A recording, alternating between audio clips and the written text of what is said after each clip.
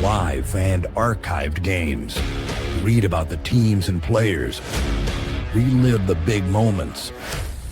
Every season, the Trib Live High School Sports Network is your home for high school sports. The best seat in the house is on Trib HSSN.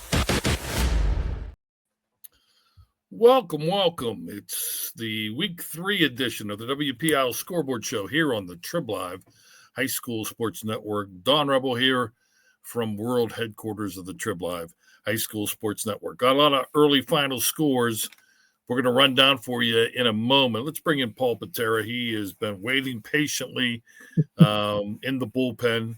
His make it official here as we call on the right-hander to get it done.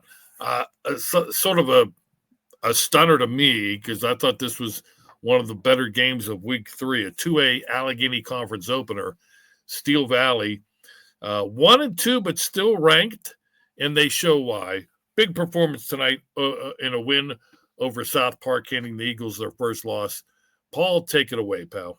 Yeah, I'm kind of shocked by this as well. But one thing you and I have learned in our many years of covering high school sports and high school football, Ray Brazo can coach a little bit. And the Steel Valley coach made a move this week that kind of opened things up for his team. If you read the pre-season story that we had in the Tribune Review, Ray Brazo wanted to keep the Ron Barksdale quarterback. Didn't want to move him around, although the temptation was there because he does so many things well. Well, he moved him this week. He moved Barksdale, the University of Pittsburgh recruit, to running back, put Tyson Barron, a senior, in at quarterback, moved Ashad Dye to wide receiver, and it just worked to perfection. Barksdale scored 5 touchdowns, 3 via the ground, 11, 17, and 1 yard, caught a 19-yard touchdown pass. He also kicks off and punts for this team, and on a kickoff, the ball popped free and popped into his hands after he kicked it off, and he ran that for a touchdown as well. 13 carries, 155 yards for Barksdale tonight. They scored a few other touchdowns, a touchdown pass by Barron. The last touchdown of the game, Dawn, and this may make us feel old, Gianni Keys, 44-yard scamper for a touchdown for Steel Valley. Now, if you remember when we were first doing this in the 1980s and Steel Valley had its championship teams, the quarterback was Corey Keys. Well, this young man is Corey Keys' son. One of the running backs on that team, Orlando Doolin, is a member of Ray Brazo's coaching staff and an administrator in the Steel Valley School District. But Steel Valley forcing 6 turnovers. One was a block punt, but 6 turnovers by South Park. 4 of them led directly to scores. South Park just could not get much going at all. Line play went to Steel Valley. Many times when Robert Lindsay went back to pass, there were a couple of Steel Valley linemen in his face. He did throw for 51 yards, I believe it was, in the ball game. They did get a touchdown on the second play of the second half, a 25-yard run by Colson Haynes.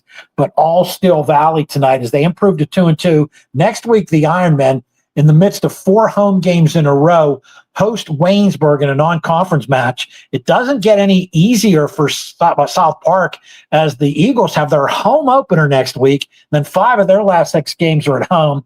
The Eagles fall to 3-1. They play the South Allegheny Gladiators next week. But tough night for the Eagles tonight, and Steel Valley going to be a handful for any team that plays it the rest of the year.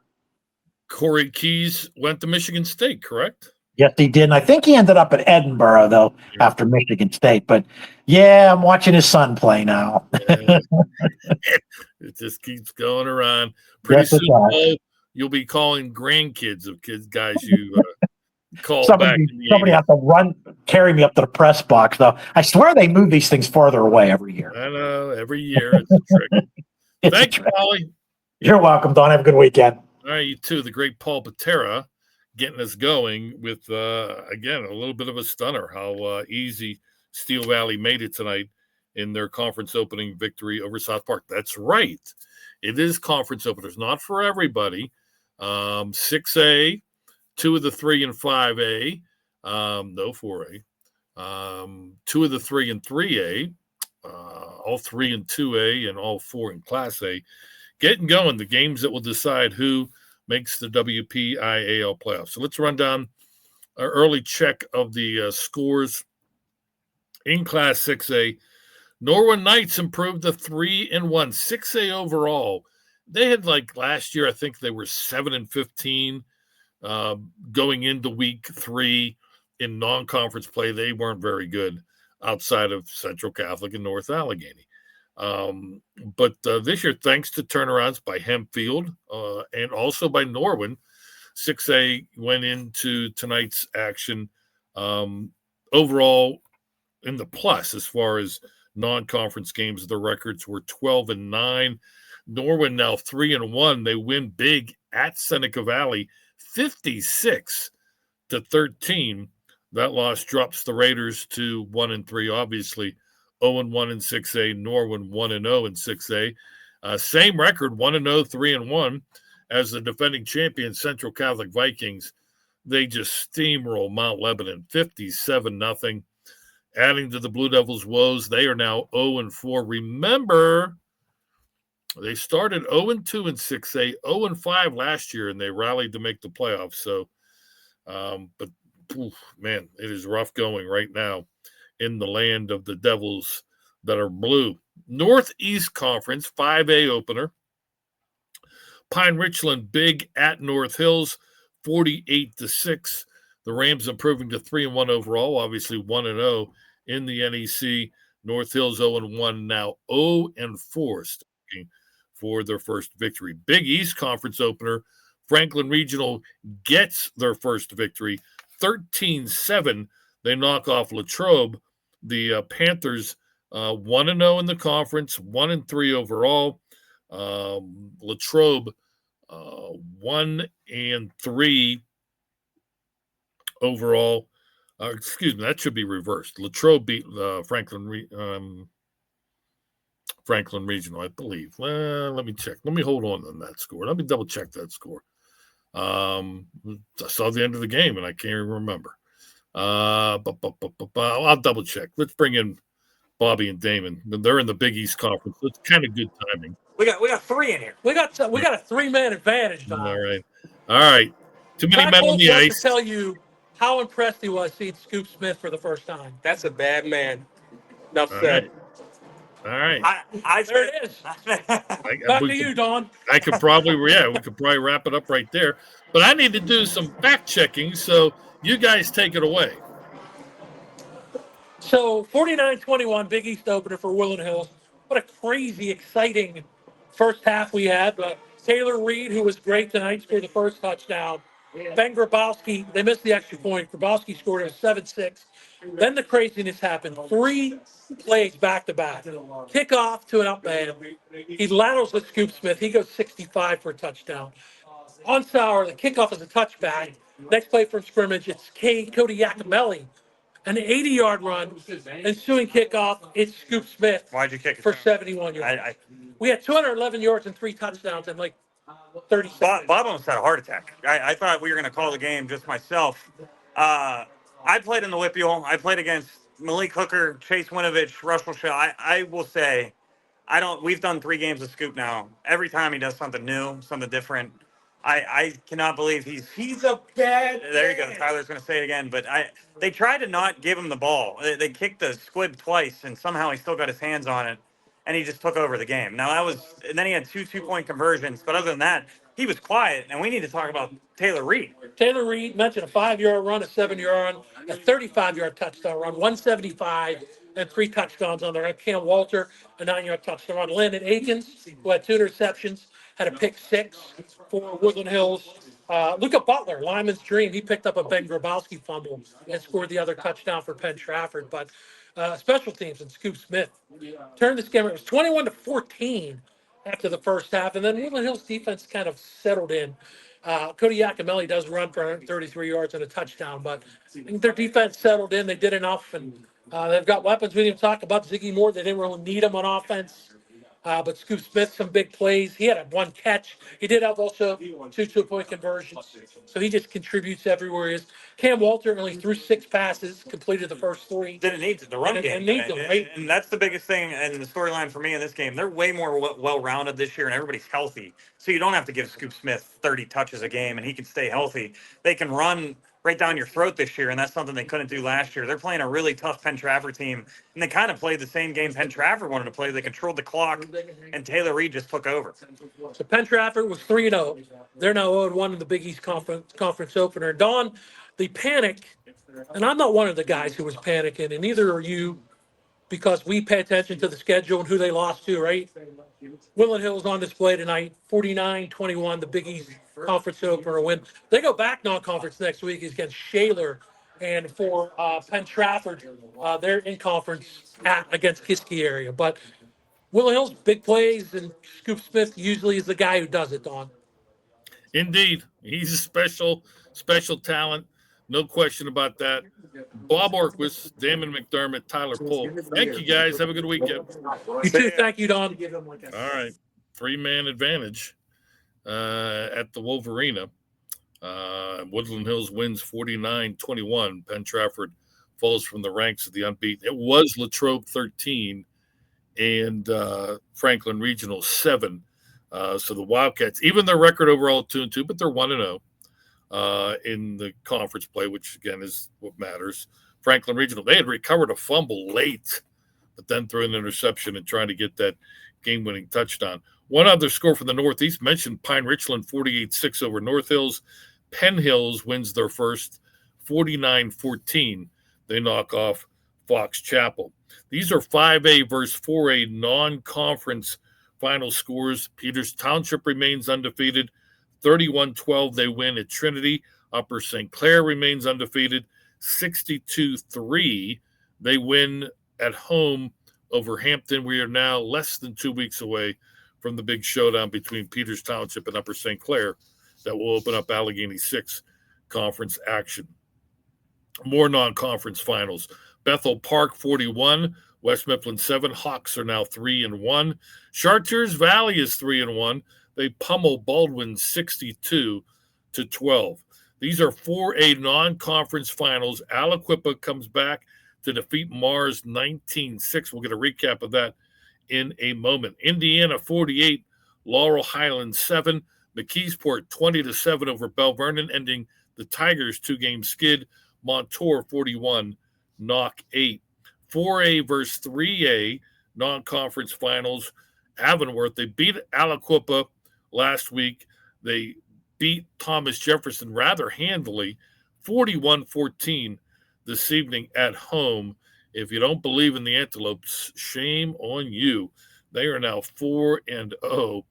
2 impressive victories in a row now for the Lopes, and they got a nice challenge in their conference opener next week when they host Hopewell.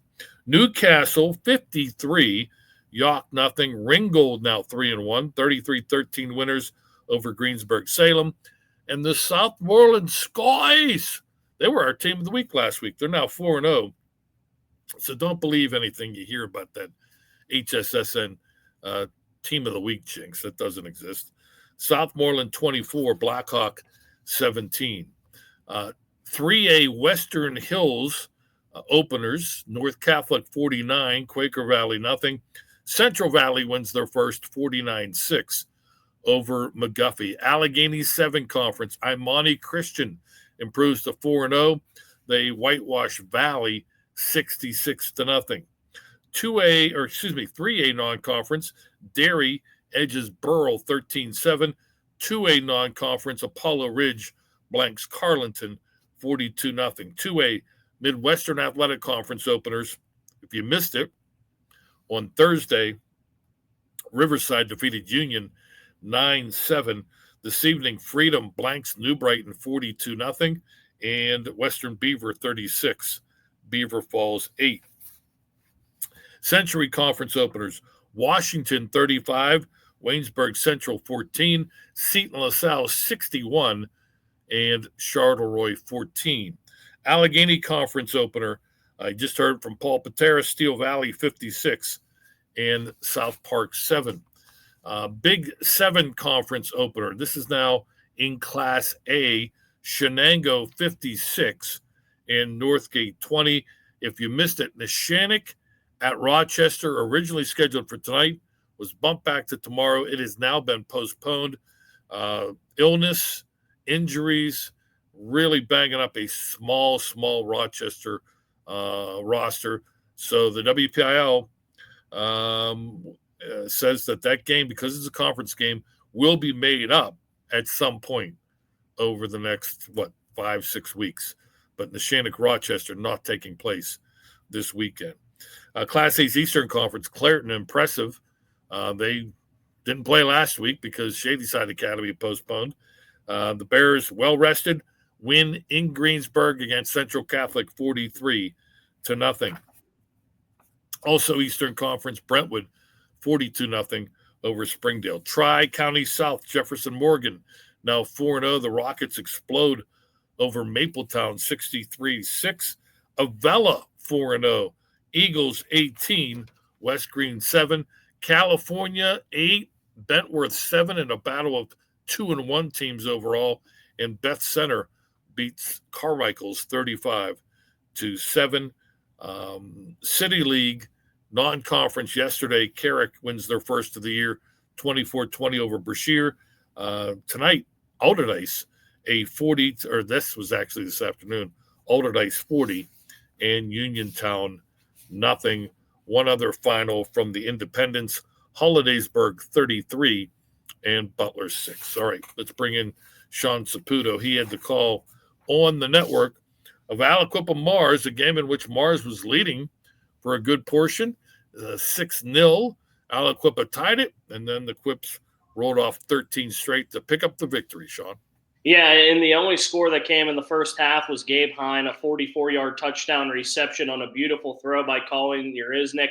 Hine going over top of the defender Akiva Woods in the back corner of the end zone made it 6-0. Khalil Good would come through with a blocked extra point. So with 32 seconds left, it stayed 6-0, and it stayed that way all the way until the 10:08 remaining mark of the fourth quarter when Aliquippa finally was able to punch one in. Previously, they had gotten stopped on the goal line in the third quarter, got the ball back with a short field in the fourth quarter. JJ Work from 4 yards out makes it 6-6. Aiden Yoakum then comes through with a blocked extra point, so the score stayed 6-6. And it stayed that way all until the final 23 seconds. JJ Work from 9 yards out would score his second touchdown run of the night to put Aliquippa ahead with the extra point, 13-6. And then Khalil Good, after blocking an extra point back in the second quarter, he comes up with a 41-yard interception return for a touchdown with 6 seconds left in the fourth quarter. Extra point again blocked by Aiden Yoakum. He had 2 of those on the night, but Aliquippa with 19 fourth quarter points takes down the undefeated Fightin' Planets 19-6. Aliquippa really struggled in the first half. 66 total yards of offense for Aliquippa in the first half, only 42 on the ground, 24 in the air. They end with 235 on the night. They run for 123 yards in the second half. They throw for another 46, 169 yards compared to the 66 yards in the first half as they did in the second half. Marquez Council, he only goes 5 of 15 for 70 yards, but JJ Work was the man of the night on the offense with his 19 carries for 96 yards and 2 touchdowns, including 17 for 87, and both those touchdowns in the second half. On the flip side, Mars was the more dominant team on offense, 139 first half yards, but then only 91 yards in the second half for the Fightin' Planets. Colin Uriznik, 15 of 21 for 171, 1 touchdown and 2 interceptions.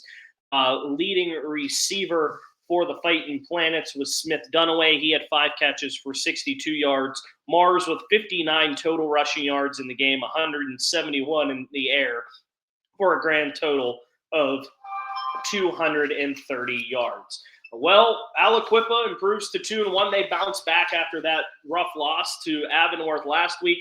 They head back to Heinz Field. They'll host Penn Hills next week, who picked up their first win tonight. On the flip side for Mars, it doesn't get any easier. Another battle versus another 4A power. They got Montour on the road, 4th road game in 5 weeks for Mars going into next week. Let me see those glasses that your fiance doesn't like. I don't have them with me. All right. It's dark out now. Yeah. It's dark out now. Are they sunglasses? Yeah, they are. All right, Hollywood. They're DeWalt Outdoor Workers sunglasses. I Okay. can break it down for you.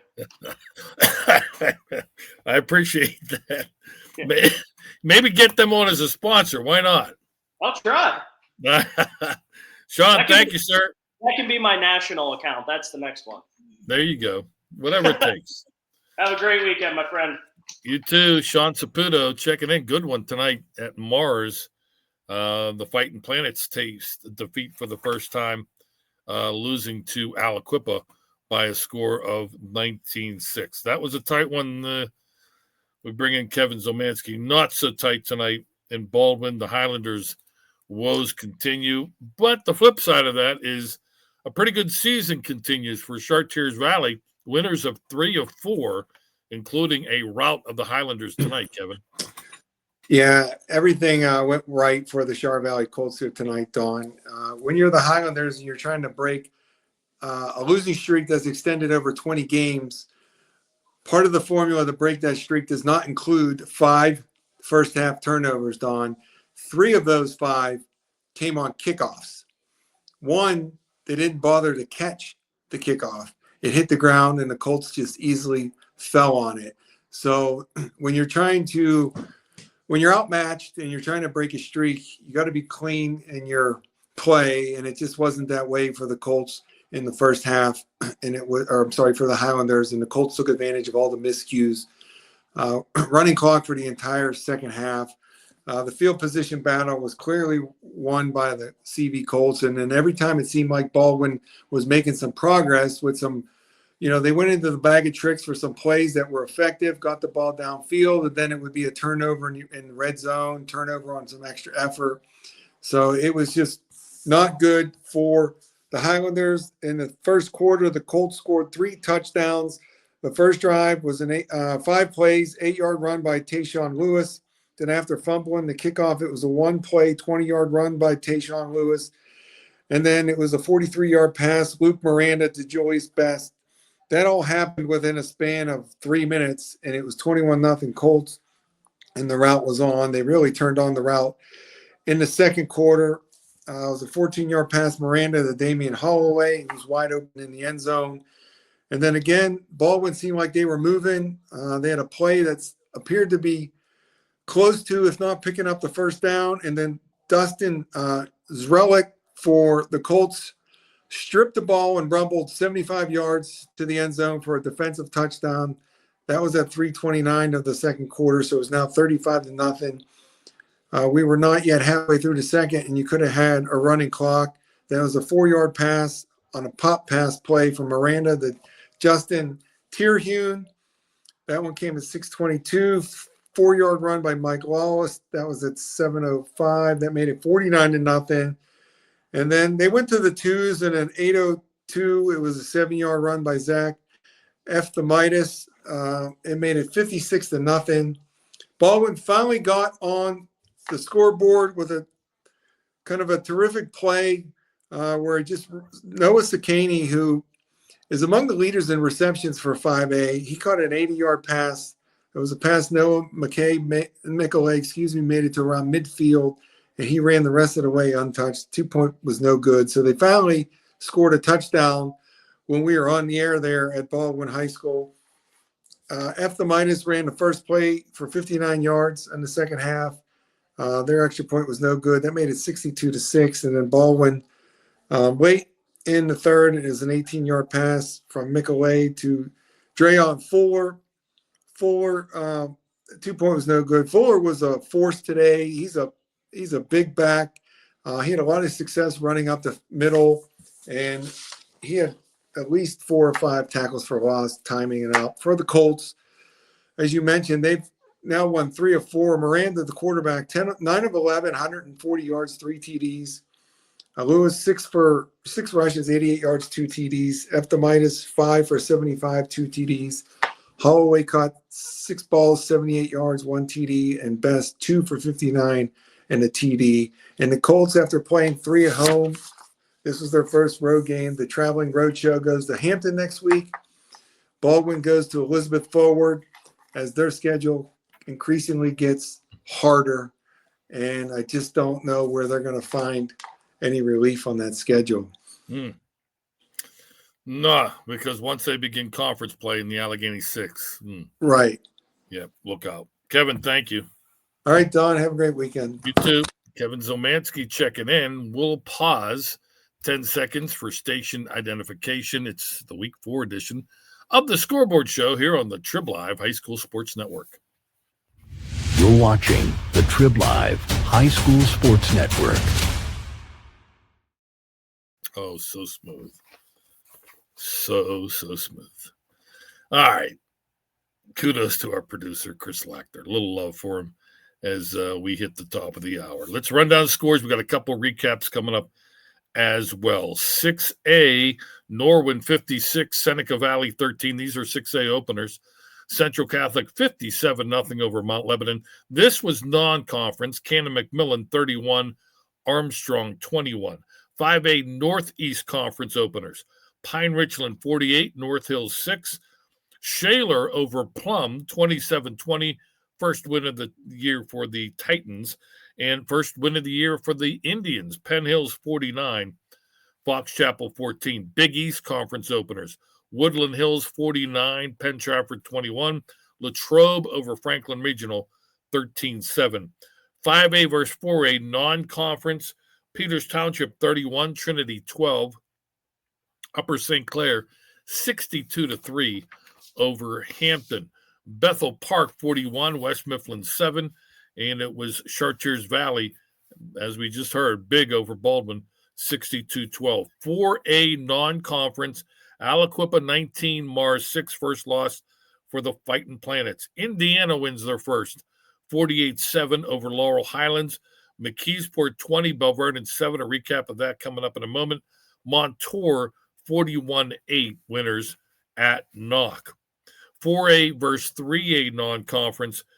Avonworth, the real deal, 41-14. They win at home over Thomas Jefferson, first loss of the year for the Jaguars. Newcastle 53, York nothing. Ringgold 33-13 over Greensburg Salem. And Southmoreland 4-0. Scott East 24, Blackhawk 17. 3A Western Hills Conference openers. North Catholic 49, Quaker Valley nothing. Central Valley 49, McGuffey 6. Allegheny 7 Conference, Lid Lifters. Imani Christian 66, Valley nothing. Highlands 42, East Allegheny 15. 3A non-conference, Derry 13, Burrell 7. And Apollo Ridge, this is a 2A non-conference game, 42-0 over Carleton. 2A Midwestern Athletic Conference openers. Freedom 42, New Brighton nothing, first loss of the year for the Lions. Western Beaver remains undefeated. They win at Beaver Falls 36-8, and Elwood City defeats Mohawk 21-15. In case you missed it last night, Riverside 9, Union 7. Century Conference openers. Washington 35, Waynesburg Central 14, and Seton LaSalle big over Charleroi 61-14. Allegheny Conference openers. Steel Valley 56, South Park 7, first loss of the year for the Eagles. South Allegheny remains undefeated. They win over Our Lady of the Sacred Heart 28-6. Excuse me. Class A, Black Hills Conference Finals. Monessen 13, Sarah Catholic nothing. Tighter than I think most expected because the Eagles were winless and the Greyhounds were undefeated. Big 7 conference opener, Shenango 56, Northgate 20. The Neshannock at Rochester game has been postponed, will be made up at a later date. Eastern Conference openers, Clairton 43, Greensburg Central Catholic nothing. Brentwood 42-0 over Springdale. And Leechburg wins over Riverview 27-18. Tri-County South, Jefferson Morgan now 4-0, 63-6 over Mapletown. Avella 4-0, the Eagles over West Green 18-7. California edges Bentworth 8-7, and it was Beth Center 35, Carmichael 7. Independence, Hollidaysburg beats Butler 33-6, first loss for the Golden Tornado. Alderdice 40, and Uniontown nothing. All right, more scores coming in. We'll get them to you in a moment. Let's get a couple recaps. We'll start in Bell Vernon, where the McKeesport Tigers, not always a picture of health this year. They hold on to end a 2-game skid by beating Bell Vernon. Alex Lyons had the call, and he joins us now. Alex? Yeah, third straight win against Bell Vernon for these McKeesport Tigers. No Keemon Speller tonight. Probably out till conference play. No A. Miller starting wingback DN. They did lose Akeem Cochran in this game, was on crutches with ice on his ankle, who had a big game today for McKeesport. I think Bell Vernon gave them a little bit more of a dogfight than they thought they were going to have after they got up 14-0 in this game. On the opening drive, it went a minute 34. 58-yard run by Everett would set up a 12-yard run by Akeem Cochran. And just like that, it was 7-0 McKeesport, who was looking to bounce back after a controversial loss to Thomas Jefferson.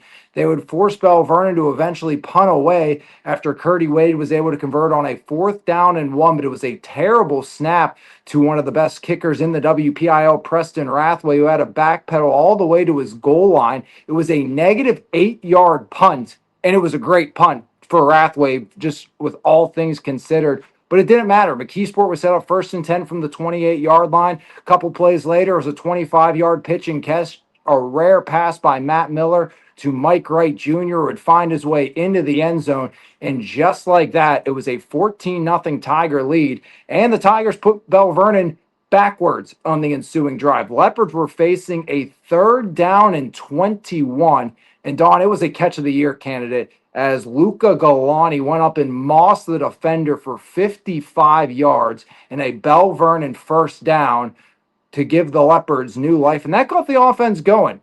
Next play, 11-yard pass out to Nick Mahalko, setting up the Curdy Wade 18-yard touchdown run. And Bell Vernon made it a 7-point ball game. Ensuing drive, Curdy Wade would pick off Matt Miller on the first play from the drive as he was looking for JV, and Robinson would return the ball all the way back inside the 20, but take that back as Curdy Wade called for pass interference. And then after a couple of long runs by Everett and Cochran, McKeesport was knocking on the door, but coughing it up would be right, recovered by DeCenzo on the Bell Vernon 4-yard line. So the Leopards would stiffen, driving the ball all the way down to the McKeesport 35, facing a 4th down and 3. Robinson was able to bat away the Curdy Wade pass and get a turnover on downs, and the Tigers would march all the way down the field. They thought they found pay dirt once again as Nick Bierman crossed the goal line from 5 yards out. That would be called back due to a holding call, and McKeesport would be set up at 3rd and goal from the 11. Cochran would get them to the 5, and then it was a field goal attempt with no time left from 21 yards away. Heasley would miss it and would take us into the half 14-7, but the game would be over on the first drive of half number 2 on 3rd down. Curdy Wade rolled outside to his left, and Nasir Rowan delivered an absolute bone-crushing hit. Wade was down on the field for a very long time, had to be helped off the field, did not return to this game. A very serious-looking injury for Curdy Wade that could keep him out multiple weeks, if not the rest of the season, just from looks of it. Don't want to speculate, but it was a nasty hit, and Wade was on the field for a very, very long time. So that would end the Bell Vernon drive, but the defense for the Leopards, they played strong tonight. David Berkstead would force a punt, sacking Miller on 3rd down and long, but the Leopards offense without Wade, Cam Black, the backup quarterback, already out with an injury, they just looked stagnant, and eventually Hudson would find pay dirt from 27 yards out, making it a 20-7 game. The PAT was blocked. Jones and both Mackay Daniels would have interceptions of Jetico in the final few drives as McKeesport would bounce back to a 20-7 victory. They will go into Upper St. Clair next week. Don't know about A. Miller. Looks like Keemon spells a no-go. And again, Akeem Cochran left tonight's game with an injury as well for Coach Matt Miller. But the Tigers do get a victory here today as they get to 2-2 on the season. Bell Vernon, again, maybe without Curdy Wade for the foreseeable future, as they will head to South Fayette, who had a pretty good game tonight against Elizabeth Forward. Yeah, knocking the Warriors from the ranks of the undefeated 27-24. South Fayette beat EF. Alex, thank you, sir. Thank you, Don. Have a good night. You too. Alex Lyons checking in. as McKeesport back on the winning track, ending a 2-game skid with a victory at the beach over Bell Vernon.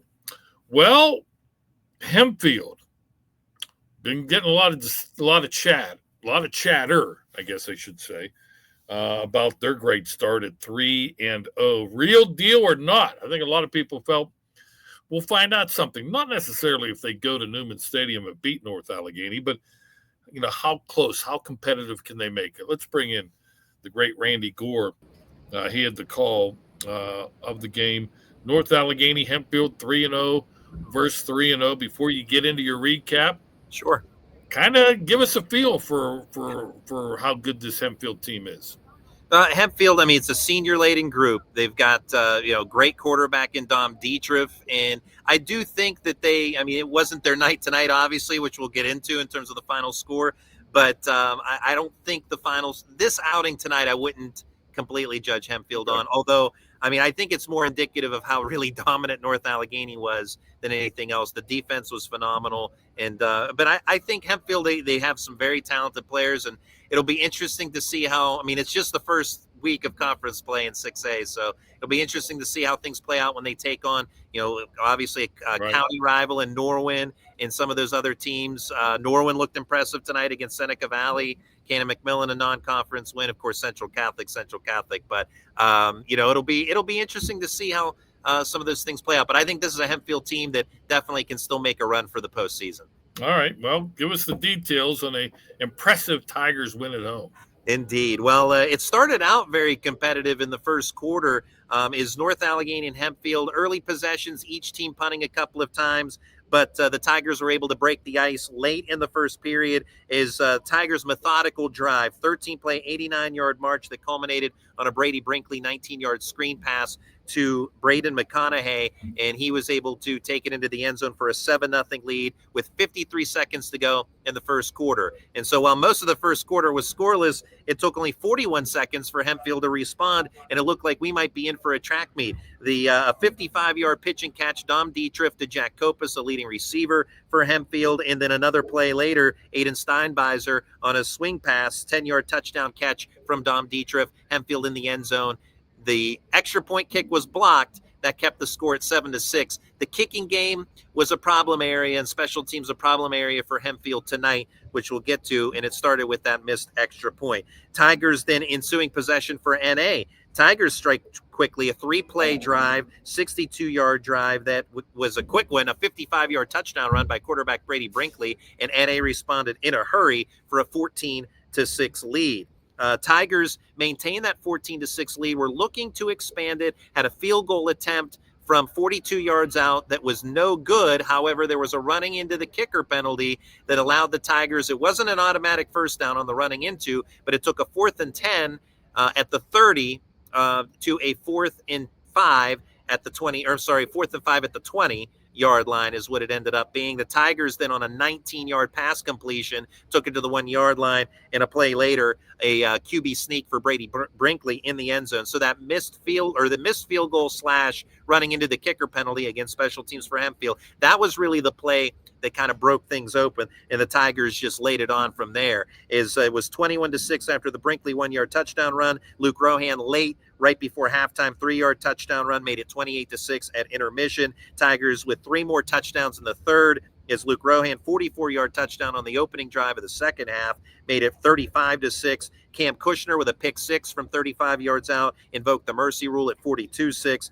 Anthony Sassini 5-yard touchdown run, 49-6 Tigers at the end of 3. Hempfield got on the board in the fourth quarter. John Michael Landa, 23-yard touchdown run, cut the NA lead to 49-12, and Brandon Shantz punched in one more time for NA in the fourth period, 4:50 left at that point, on a 5-yard rushing score to bring us to our final at 56-12. But the NA defense really impressive tonight. 6 sacks on Dom Dietrich, and they limited the running game for Hempfield with the, of course, the loss of yards on those sacks. But the Tigers on the ground outgained Hempfield 273-85. Brady Brinkley, the NA quarterback, 86 rushing yards, 2 touchdowns on the ground, 1 aerial score. Luke Rohan, 79 yards rushing, and 2 touchdowns on the ground. So it was really a night where North Allegheny flexed its muscle at home, and maybe, hearing some of the rumblings of how good Hempfield is coming into the game, that might have gotten the Tigers, motivated, if you will, for this game tonight. By the way, I like the Steelers jersey, Don, but we got to get you a Joey Porter Jr. jersey. Kind of keep that NA flair going. That's fine.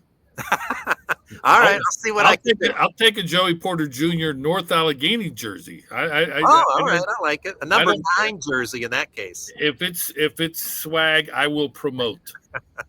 Very good. Always And by the way, I'm sorry, I neglected to say this. Tigers now 4-0, 1-0 in conference play. Hempfield 3-1, 0-1 in conference play. Won't get any easier for Hempfield there at Central Catholic next week at West Mifflin.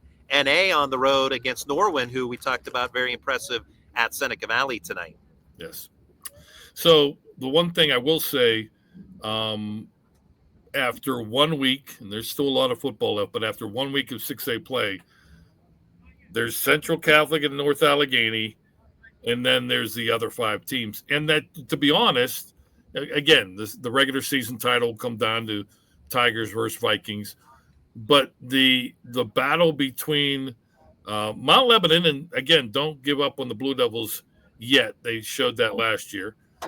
Cannon McMillan, Seneca Valley, even though they took it on the chin, and then the 2 Westmoreland County teams, and it's great to see them having success, Hempfield and Norwin.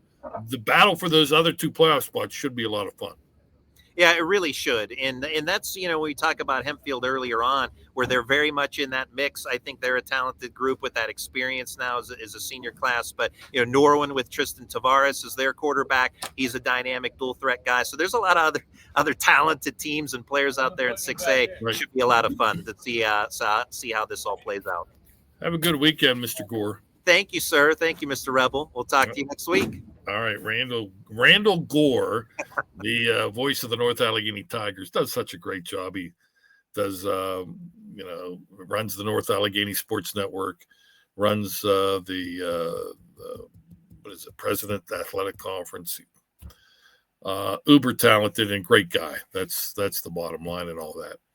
All right, so let's run down the scores. We got another recap of a pretty good game in the West Hills of Pittsburgh coming up in a moment, but haven't run down the scores in a couple of recaps. So let's, for folks just tuning in, and we thank you for tuning in, whether you're online, on our website, whether you're on Twitter, Facebook, and whatever else we seem to roll the show out on. We greatly appreciate it. 6A openers. North Allegheny 56, Hempfield 13, Norwin 56, Seneca Valley 13, and gosh darn it, if Central Catholic would have missed 1 extra point, we would have had 3 6A teams winning with 56 points. Instead, the Vikings got to be different. 57-0 Central Catholic over Mount Lebanon. Cannon McMillan in non-conference action beats Armstrong 31-21. 5A Northeast Conference openers. Pine Richland 48-6 over North Hills. Shaler beats Plum 27-20, first win of the year for the Titans. First win of the year for the Indians. Penn Hills 49, Fox Chapel 14. Big East Conference openers. Woodland Hills 49, Penn Trafford 21. Gateway wins their first of the season. They beat Kiski area 34-31, and Latrobe 13, Franklin Regional 7. 4A versus 5A. These are all non-conference now. Final scores. Peters Township 31-12 over Trinity. Upper St. Clair 62, Hampton 3. Bethel Park 41, West Mifflin 7. Moon 21-3 over West Allegheny. We'll recap that in a moment. 62-12, Chartiers Valley beats Baldwin. 4A or 5A versus 3A non-conference. South Fayette improves to 3-1. They beat Elizabeth Forward 27-24, handing the Warriors their first loss of the season. 4A non-conference, Aliquippa 19, Mars 6, Indiana 48-7 over Laurel Highlands. First win for the Little Indians. McKeesport 20, Bell Vernon 7, and Montour 41, Knock 8. 4A versus 3A non-conference. Avonworth 41, Thomas Jefferson 14. Impressive. The Lopes knock off Aliquippa and Thomas Jefferson, 2 4A powers in back-to-back weeks. Oof. Avonworth, the team to beat in 3A. Newcastle 53, York nothing. Mount Pleasant 28-27 over Ambridge. Ringgold 33, Greensburg Salem 13, and Southmoreland improves to 4-0, 24-17. They win at Blackhawk. All right, Western Hills Conference. This is Class 3A openers. 49-0 North Catholic over Quaker Valley. 49-6 Central Valley beats McGuffey. Allegheny 7 conference openers. Imani Christian. They may be saying not so fast, all this Avonworth repeating as 3A champs. Pretty darn good team themselves. They beat Valley 72-0. We said earlier 66-0. Don't want to forget that final touchdown. 72-0 Saints over the Vikings. Highlands 42. East Allegheny 15. 3A non-conference. Derry 13. Burrell 7. 2A non-conference. 42-0 Apollo Ridge over Carleton. These are 2A Midwestern Athletic Conference final scores. Freedom 42-0 over New Brighton, first loss for the Lions. Western Beaver goes to 4-0. 36-8 they win at Beaver Falls. And Elwood City 21, Mohawk 15. Century Conference openers. Washington 35, Waynesburg Central 14. St. LaSalle 61-14 over Charleroi. Keystone Oaks blank Stowe Rocks 28-0. 2A Allegheny Conference openers. Steel Valley 56, South Park 7, Duran Barksdale 5 touchdowns for the winning Ironman. South Allegheny remains undefeated, 28-6 they win over Our Lady of the Sacred Heart. And Shadyside Academy healthy again, 42-6 they win at home over Ligonier Valley. Class A openers. Black Hills Conference, Fort Cherry 44, Chartiers Houston 14, Monessen 13, Sarah Catholic nothing. Both the Rangers and Greyhounds are now 4-0, 1-0 in the conference, and meet next week. Big 7 Conference, Shenango 56, Northgate 20. Not enough healthy bodies. Rochester and Nishannick game postponed. Rams hurting with the small roster size. That game will be made up, though, at some point. Eastern Conference, Clareton 43-0 over Greensburg Central Catholic. Jeanette 61, Fraser 19. Brentwood 42-0 over Springdale. And Leechburg 27, Riverview 18. Tri-County South, Jefferson Morgan 63, Mapletown 6, Rockets now 4-0. Avella 18, West Green 7, the Eagles also 4-0. California 8, Bentworth 7, and Beth Center 35, Carmichael's 7.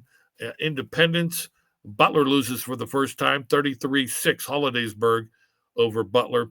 Alderdice 40, Uniontown nothing, and Connellsville loses big in West Virginia against Spring Mills, 52-0 in a final in from Class 3A's Allegheny 7 conference opener. Big time Freeport over Deer Lakes, 58-7. All right, let's get the recap of West Allegheny hosting Moon. It was a non-conference game, 5A versus 4A. Greg Smith was in on the call on the network, kind enough to join us now. Mr. Smith, pretty good game. You know, Don, it was a good game. It was an interesting game in terms that statistically it didn't read as a good game, but ultimately on the field it was. It was an interesting one. So getting into it. So West Allegheny starts with the ball, 10-play drive, a couple chunk plays in that, a 31-yard run by Brody Cornell, part of that. Ultimately ends, it's about a 6-minute drive, but ends in a missed 37-yard field goal by Tegan Tomai. So halfway through the first quarter, no score. West State's offense looks like it can hang for the majority of the night. The next 5 possessions, trading punts, 3 Moon punts. 2 of those punts that Moon had were on 3 and outs. West State's offense similarly, a couple 3 and outs. So 5 possessions of really nothing, gets us into the middle of the third quarter or middle of the second quarter. Moon takes the ball over at their own 32-yard line, at the West Allegheny 32-yard line after I'm getting confused there. West Allegheny throws an interception. Moon, though, just 3 plays later, gets a punt blocked at their own 13-yard line. So West A sets up shop at the Moon 13-yard line. We're about halfway through the second quarter. A 42-yard field goal attempt is good by Tegan Tomai. That's just with a minute and 1 second to go in the first half. So 3-0 West A lead. We're nearing the end of the first half. The Moon offense has, quite frankly, looked bad for the entirety of the first half, but it takes them just 4 plays to go 65 yards, capped off by a 31 touchdown reception from Jaden Revis. And quickly, Moon, in just 48 seconds, jumps out and lead 7-3. They have a 7-3 lead going into the half. So again, tight first quarter, not a lot of offense other than just in that last couple of minutes of the half. Moon comes out, a quick 5-play drive, ends in a punt. West A punts it back. And Moon finally starts to put together their first drive. Field position help. They started at the West Allegheny 41-yard line. However, after about 6 plays, Moon comes on to punt, but a personal foul roughing the punter gives Moon a second chance at the drive. Just 4 plays later, it's capped off by a touchdown pass to Sarvio Vendetti, 6 yards out. With a minute 59 to go in the third quarter, it's now 14-3 Moon. West Allegheny, Kyle Dawson and I are already talking. Does West A have enough even to get 2 more scores on the board in that fourth quarter? Their offense just could not pick up any steam after their first quarter success. And on the second play of their ensuing drive, it's Jared Moyer with a pick 6 from 40 yards out. Again, that's just 55 seconds ago now remaining in the third quarter. The lead is extended to 21-3. In the fourth quarter, West Allegheny would have multiple chances, but ultimately 3 straight 3-and-outs. Then they threw an interception on one of their final attempts of the drive. And really, West A's offense just could not get anything going. Moon, these Ryan Lynn coach teams are just so good defensively. They're so good in the trenches, and they really just beat you up for 4 quarters. And they were able to do that tonight against West Allegheny. Andrew Cross, the Moon quarterback, really the only notable statistic of the night. He ended up 10 of 18 for 147 yards and 2 touchdowns, but 3 interceptions from Donovan O'Connor, the quarterback from West Allegheny. Again, West A just could not find they had good field position, started at midfield multiple times in that first half. And outside of that one blocked punt where they had a short field and were able to tack on 3, really never threatened Moon offensively. And Moon was able to ultimately control clock, a couple big third down conversions. Andrew Cross was really good. And ultimately, Moon comes out on top with a 21-3 victory over West Allegheny. Doesn't get any easier for the Indians of West A. They travel to Peters Township next week.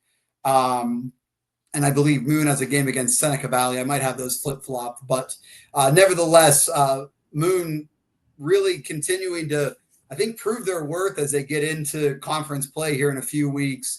As you've alluded to, that Allegheny 6 conference is just absolutely loaded, and Moon's going to be a part of that again.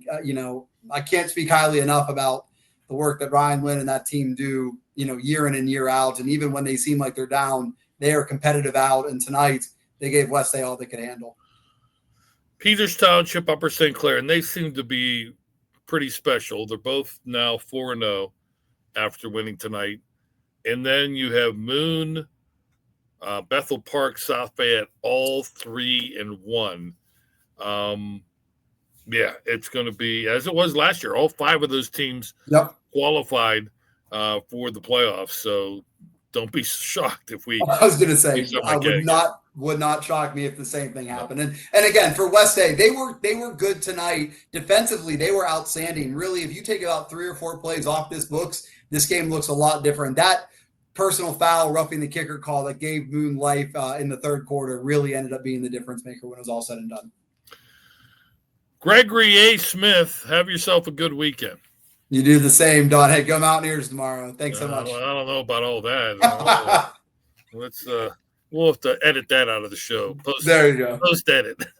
There you go. Thanks Greg. Don. You bet. Wow, he's a Mountaineer. Isn't that nice? one score we haven't shared yet, and this is kind of a big one.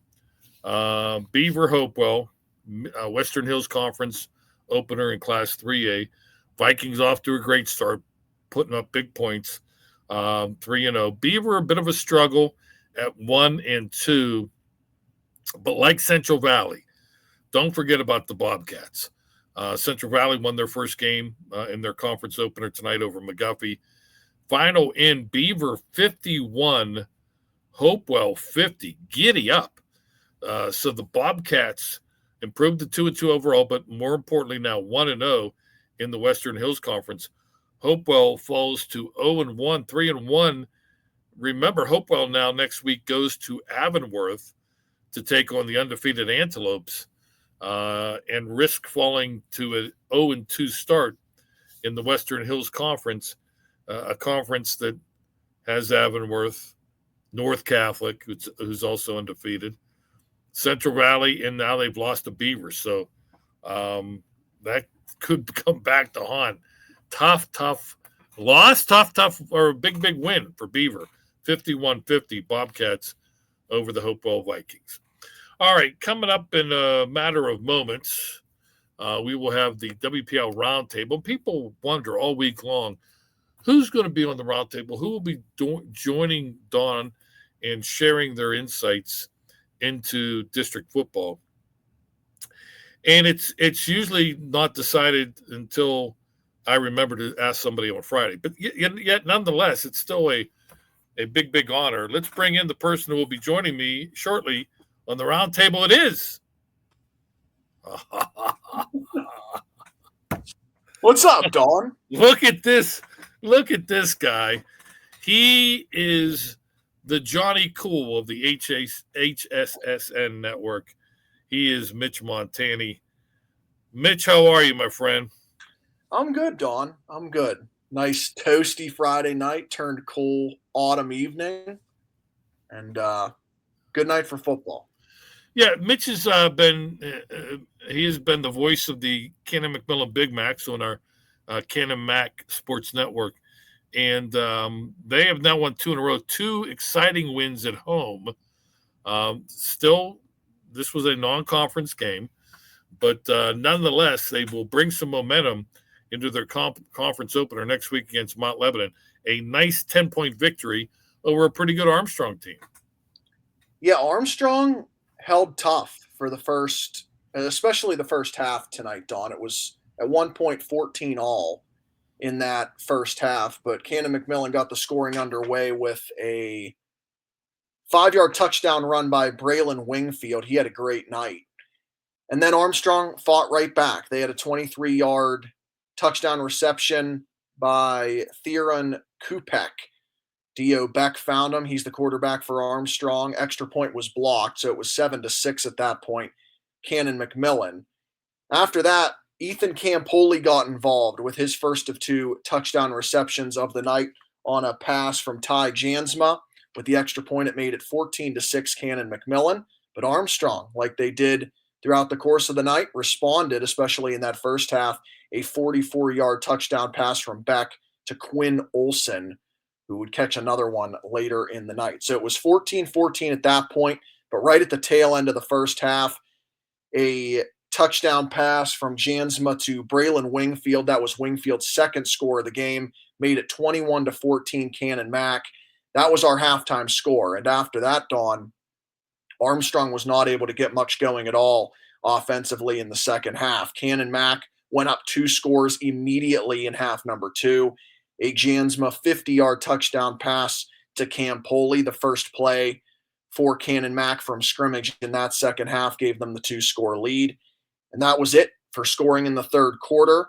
Midway through the fourth, Reese Mentz added a 30-yard field goal for the Big Macs, and that sort of put it on ice, a 17-point lead in the waning minutes, up 3 scores, and then Armstrong added the touchdown at the end, a 12-yard touchdown pass from Beck to Quinn Olson.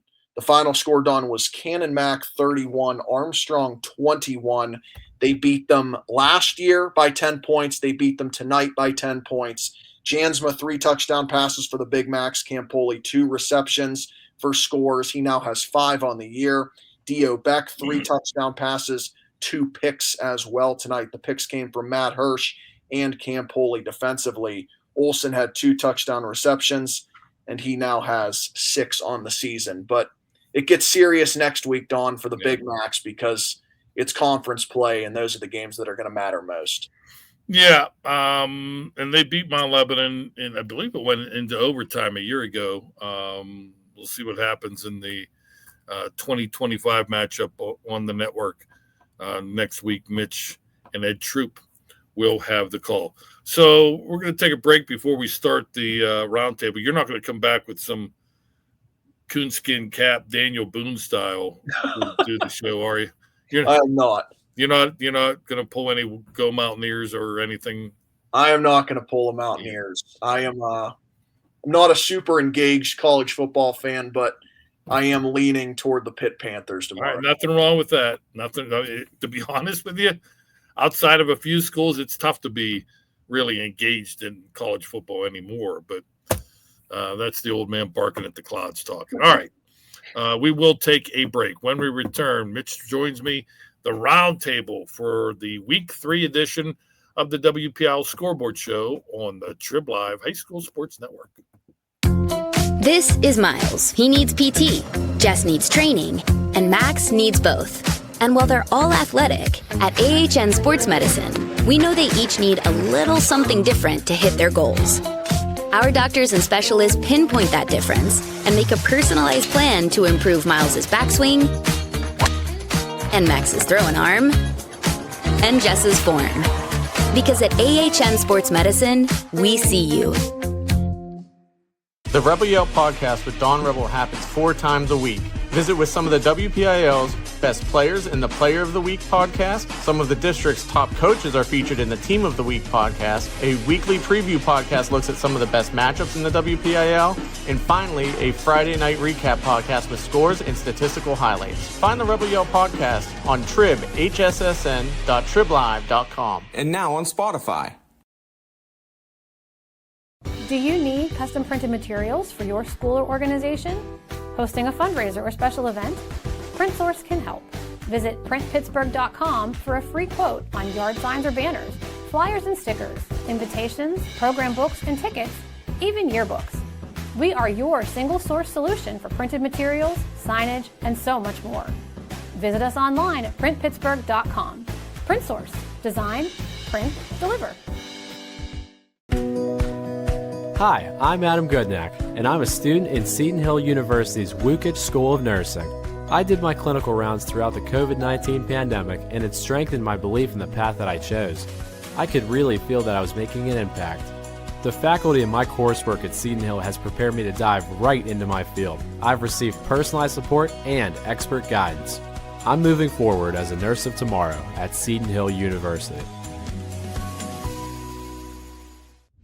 You're watching the Trib Live High School Sports Network.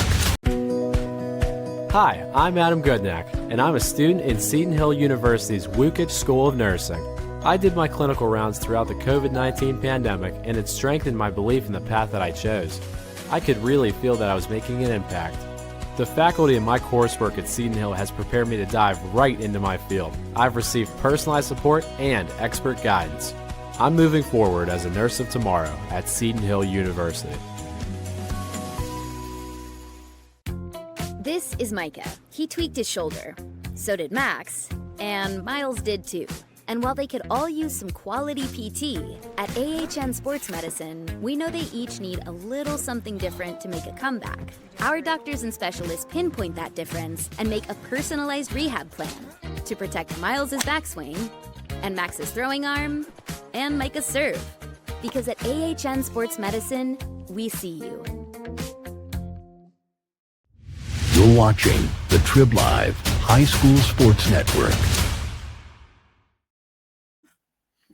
We need one of those grand openings. We need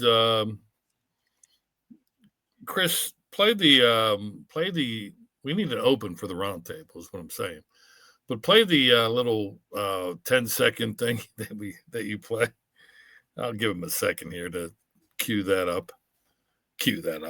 Like. You're watching the Trib Live High School Sports Network. Yeah, see, that ain't cutting it. We need some. We need. Don't you think so, Mitch?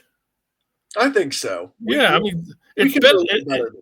it's the round table has been part of this show for almost 20 years, maybe even over 20 years. It's award winning. I mean, what do we got to do? What do we got to do? Welcome back. You know, there was a time once the roundtable began, there would be no more recaps, but Lee Moan joins us now, so Chris is going to have to kill the music as we go flying off the rails. Lee, Dawn, do they not have clocks in Lawrence County, Lee? Come on now. we have fun in Lawrence County up here. No, I know you do. I do. I've been there, and I've enjoyed the fun, but and thanks for, by the way, thanks for joining the Lawrence County Sports Network tomorrow, doing the Lauren Bishop Canavan game tomorrow. Well, save the thank yous to afterward because you never know quite what you're going to get. So it's, but I appreciate it, and I look forward to getting my yellow hoodie in the mail. I'll let them know. But remember, Rick, remember, I used to work for the post office, so it might be late. Well, that's all right. I'm very patient. Did you do the Mohawk game? Did the Elwood City Mohawk game? Yeah, I was on the call. Take it away. Yeah, well, on the call for that game. 3 plays in, Mohawk is scrambling around. Bobby Fadden scrambling around and lost the ball. He was sacked. Elwood City picks up a 13-yard fumble, and Cameron Mills returns it to 13 yards, making it 7-0 Elwood City. But Mohawk would come back, 14 plays, 68 yards, and a 28-yard pass to Joey Nail. The extra point was no good, making it 7-6. And Dominic Hogue on a 4th down and 10 play from Tyler Smiley to Dominic Hogue for 28 yards, making it 14-6 just the first play into the second quarter. And the defense is held up pretty well. And then Mohawk was able to cut the lead to 14-9, a 26-yard field goal from Andrew Lloyd, and then a 27-yard field goal to end the half with 15 seconds left, making it 14-12. Defense has really stiffened up in the third quarter. Not a lot of chances, but the fourth quarter, Mohawk able to put a drive together and thinking they're going to be in great shape. 22-yard field goal, third of the night for Andrew Lloyd, excuse me, making it 15-14. But credit to Elwood City with no timeouts, took the ball over with that 2:52 to go. And then Tyler Smiley had a rough night, but he completed 5 out of his last 6 passes. They started the ball at their own 35-yard line with no timeouts. Like I said, completed passes of 7, 5, 5, 8.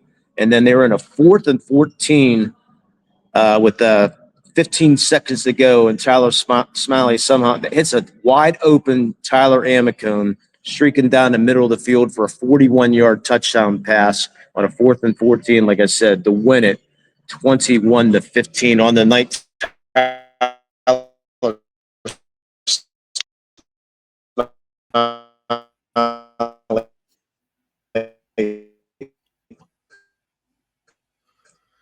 Only 7-17 for 103 yards, but he was big when he had only 141 yards passing. But the freshman Lucas Stratton filling in for the Cash Stratton, 21 carries for 89 yards. But give credit. This week they pull out a game against Mohawk, and a big win for them. So they win 1-0 in section play. Mohawk falls 0-1 in section play. Lee, thank you. Tell your boss we said thank you as well. You're quite welcome. He's enjoying himself right now, so we'll let him know about the hoodie. All right, thank you. Wow, you know, I was just talking to my wife about. We have some neighbors. It's not even mid-September, and they got their Halloween decorations up. That the end of that recap kind of scared me. I thought it was like, you know.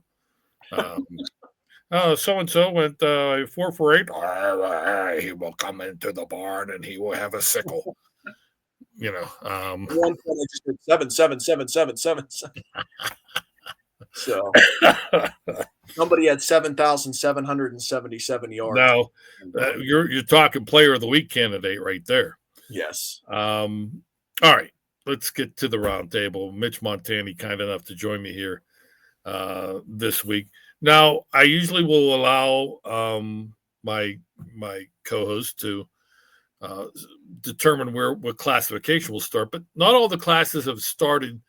Most of them have. I think 4A is really the only class that hasn't started yet, but still a fair share of non-conference games going on this week, next week, and then by week 5, everybody will be locked and loaded in the conference play. So I will ask you, do we want to start 6 and down, or do we want to start A and up? Let's go 6 and down. All right. 6A openers, including your non-conference game. Cannon McMillan 31, Armstrong 21. 3 very impressive wins, almost all scoring the same amount of points.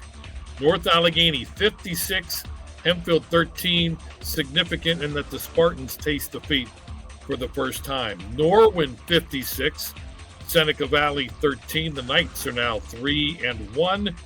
And Central Catholic 57, Mount Lebanon nothing. So you got 56, 56, and 57 in 6A openers.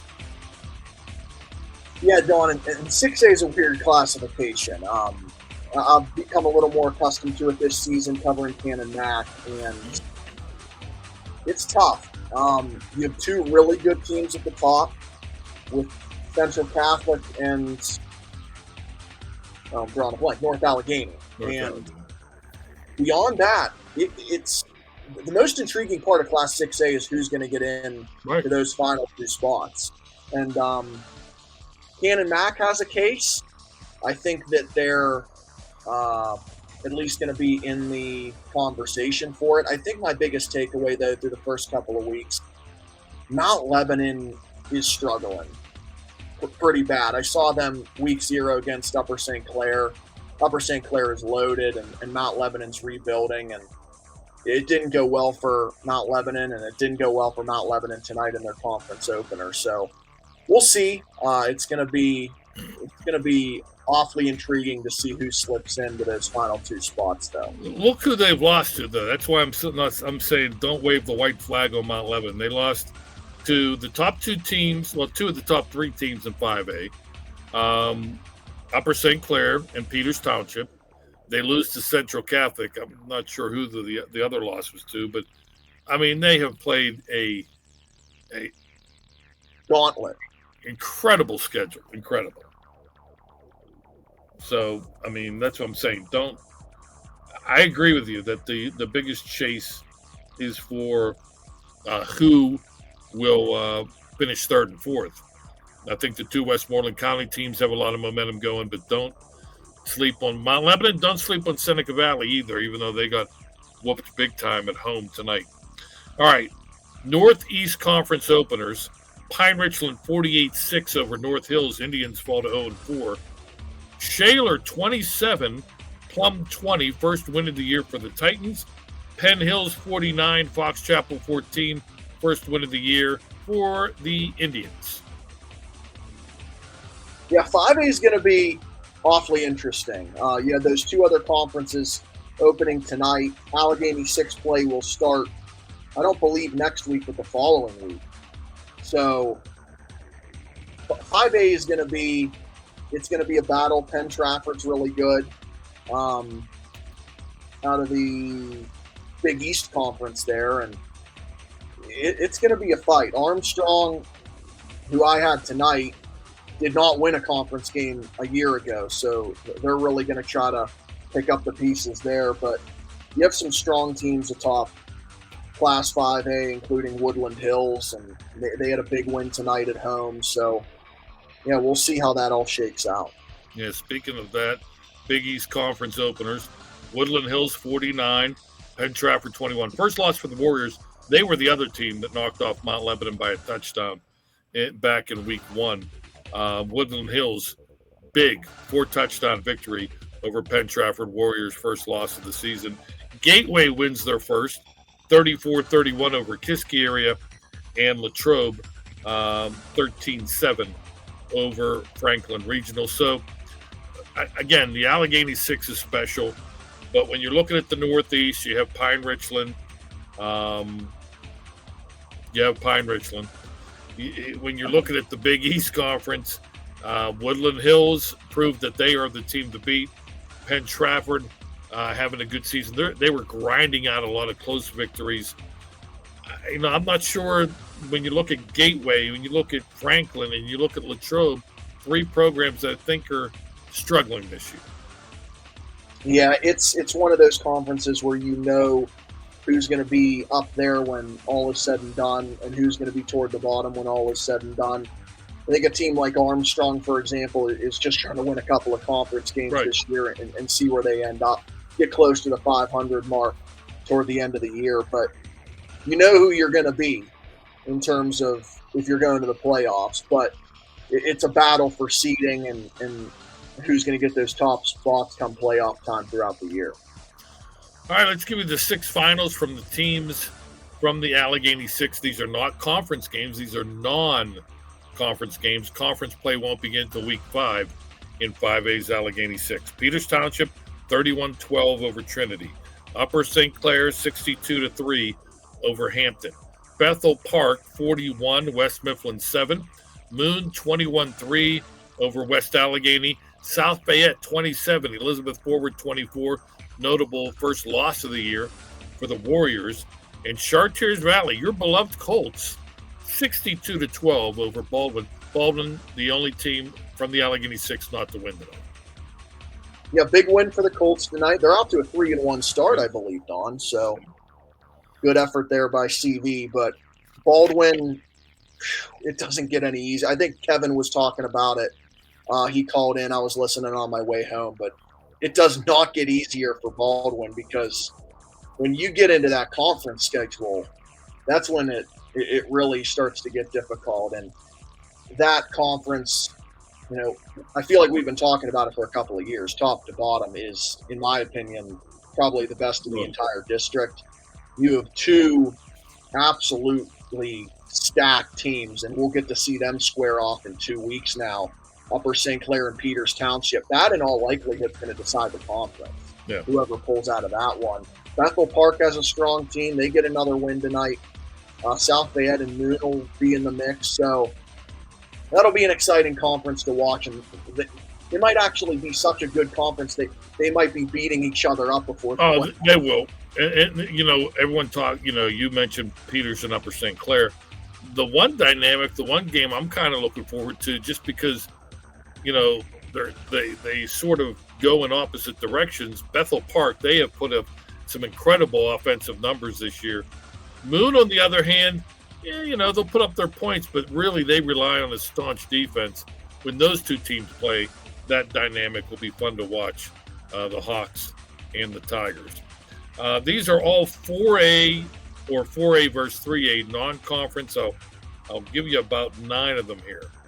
Aliquippa 19, Mars 6, first loss of the year for the Fighting Planets. Indiana 48, Laurel Highlands 7, first victory for the Little Indians. McKeesport ends a 2-game skid. They win at Bell Vernon 20-7. Montour is now 3-1. They win at Knock 41-8. Avonworth, wow, 41-14 over Thomas Jefferson. First loss for the Jaguars. Antelopes now 4-0 heading into that big conference opener next week against Hopewell. Newcastle 53, York nothing. Mount Pleasant 28, Ambridge 27. Ringgold 33, Greensburg Salem 13. Rams are 3-1. And Southmoreland, our team of the week last week, 4-0. Scott East 24, Blackhawk Cougars 17. Good bounce back win tonight, Don, for the Quips after that loss last week to Avonworth, who I'll talk about in a minute. But they're able to respond against a pretty good Mars team and move to 2-1. Avonworth's good. Avonworth is really, really good. You talk about back-to-back impressive impressive wins on paper. Yeah. Thomas Jefferson, Aliquippa back-to-back. It looks like Avonworth has repeating a title on its mind. Maybe the 2025 understatement of the year. Avonworth is good. Avonworth is good. They're very impressive, and that's back-to-back weeks. They've not only won games against historic Skulls, they've won by double digits in pretty dominant fashion toward the end. They are in the Class 3A Western Hills Conference, which began conference play tonight. Now, Avonworth did not. They will begin next week. But the other final results, North Catholic is now 4-0. Trojans win at Quaker Valley 49-0. Beaver 51, Hopewell 50. That knocks the Vikings from the ranks of the unbeaten. And it was Central Valley winning their first 49-6 at home over McGuffey. Yeah, Central Valley, Dawn, I think, is still going to be a factor in that Western Hills Conference. They played an extremely difficult non-conference schedule, and I think that's something that'll benefit them down the stretch. They're 1-3, but they'll be in the mix toward the end with the likes of Avonworth and North Catholic in that Western Hills Conference. But good start for Hopewell, and we'll see if they can carry it into the game against Avonworth next week. That'll be a big test for the Vikings as they try to avenge tonight's loss. Yeah, a little luster, though, off that matchup now with the loss. And again, I said earlier when I announced that score, when you have undefeated Avonworth, undefeated North Catholic, Central Valley, only so many teams are going to make the playoffs out of the Western Hills, and now you lose tiebreakers with Beaver. It's a big game for Hopewell. Do not want to fall behind 0-2 as they try to pull off the upset of the Antelopes next week. Allegheny 7 Conference. There's a team that is sort of licking their chops at a shot at Avonworth. Everybody kind of now, after that TJ win, has the Lopes possibly the team to beat. And I think that's fair, right? But there's another team in 3A that's undefeated and doing a lot of damage. Imani Christian. Don't forget about the Saints. Valley won't. Valley lost tonight in the Allegheny 7 conference opener, 72-0. It was Freeport. They are undefeated, 58-7 over Deer Lakes. And Highlands evens their record with a 42-15 win at East Allegheny. Yeah, the benefit, I think, Don, for Imani Christian is that they're, I don't want to call the conference weak, but compared to some of these others, it gives them an opportunity to stack up wins, get into the playoffs, and not beat themselves up terribly much as they head toward the playoffs. And through 4 games, they've put up 190 points. This is a team that can really run up the scoreboard. So they're going to be a factor in Class 3A as well, and we'll see how they're able to square off against some of these more usual suspects. 3A non-conference, Derry is now 3-1. Trojans win at Burrell 13-7. Apollo Ridge evens their record with a 2A non-conference victory at home over Carleton, 42-0. Let's go to 2A now. Midwestern Athletic Conference openers. Freedom 42, New Brighton 0. The Lions had been 3-0, but they get whipped in their conference opener by Freedom. Western Beaver, probably the team to beat in the MAC. They win at Beaver Falls 36-8. Western Beaver now 4-0. Elwood City, as you just heard from Lee and Moan, comes back to beat Mohawk 21-15.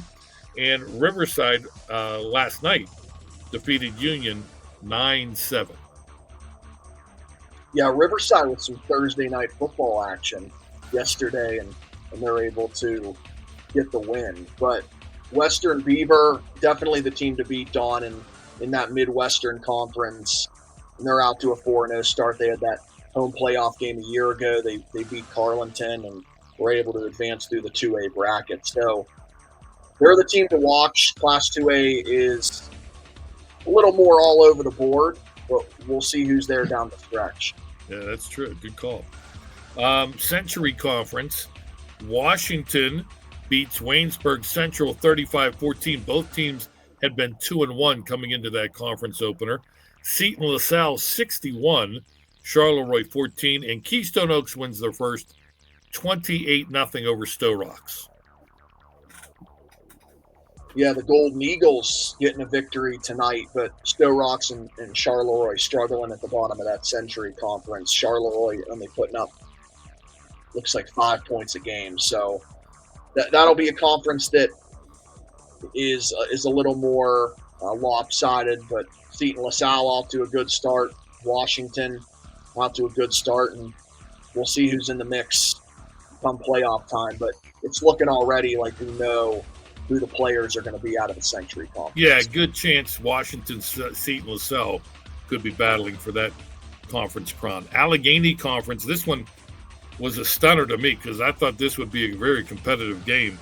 Steel Valley 56, South Park 7, first loss of the year for the defending champion Eagles. South Allegheny remains undefeated, 28-6. They win over Olsh, and Shadyside Academy technically remains undefeated. They had to have their game postponed last week. Originally, they were going to forfeit, but WPIAL said no. Shadyside Academy 42, Ligonier Valley 6. Yeah, that's sort of an odd one there with South Park going down so big there. They were out to a 3-0 start, and that's a little bit stunning. It actually shows how good Steel Valley might be. Yeah, well, I think the Ironmen are good. There's no question about that. And their 1-2 records kind of, again, deceiving. They lost to Westinghouse and they lost to Bishop Canevin, 2 Class A powers. But I just, not that they won, that didn't surprise me. The fact that they destroyed South Park was a shocker. All right, let's go to Class A now. We'll do Black Hills and Big 7 because there was only one Big 7 game. Black Hills, Fort Cherry 44, Chartiers Houston 14. Monessen beats Sarah Catholic 13-0, game closer than I thought. Both the Greyhounds and the Rangers are 4-0, and they meet next week. Burgettstown 18, Cornell 13, and only one game in the Big 7 because Neshannock Rochester was postponed. Southside Summit is tomorrow. Shenango beats Northgate 56 to 22nd straight win for the Wildcats. Yeah, and we'll have that some Saturday night football, Dawn, from old Dormont Stadium. So that'll be a fun one to call. But yeah, I mean, that's sort of the odd part this early in the season. Those conference games are going to be what starts to really tell us how these teams stack up, especially against their closest competition. And we're starting to get some in the books in that Big 7 conference. Eastern Conference, Clairton 43, the well-rested Clairton, 43-0 over Greensburg Central Catholic. Jeanette 61, Fraser 19. Brentwood 42-0 over Springdale, and Leechburg now 3-1. They win at Riverview 27-18. Yeah, and we know who the players are out of that Eastern Conference. Clairton's going to be there toward the end. Leechburg has had a good stretch over the last 5 years or so. They're going to be there toward the end.